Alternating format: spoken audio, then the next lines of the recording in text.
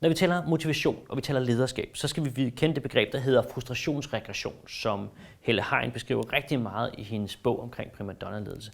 Det at vi bevæger os væk fra vores naturlige arketype, vores naturlige motivationstilstand, og bevæger os tilbage og pludselig trækker symboler eller artefakter frem i dialogen omkring det, som vi efterspørger som medarbejdere.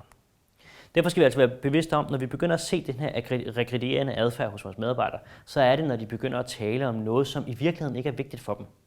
Det er jo ikke vigtigt, hvad for en kaffekop de har. Det er ikke vigtigt med frugtordning. Det er ikke vigtigt, mange af de her symbolmæssige ting, om man kører i den ene bil eller den anden bil. Måske lige for de ekstroverte præstationstrippere. Men pludselig så kommer der nogle ting i spil, og man siger, hvorfor er det her blevet vigtigt for dig? Det plejer det ikke at være. Og hvis du ser det som leder, ser et mønster, hvor en medarbejder pludselig begynder at have nogle ting, der er vigtige for dem, som ikke plejer at være vigtige for dem, så er det typisk, fordi de er på vej i sådan en demotivationsting. De er altså regredieret og har sådan en frustrationsregression. Det vil sige, på baggrund af frustrationen, så bliver de demotiveret. Og det er jo det, du skal arbejde med. Det betyder jo, at du skal motivere dem der, hvor de kommer fra, og ikke der, hvor de er. For hvis du bare løser symbolerne, så kommer du ikke rigtig videre.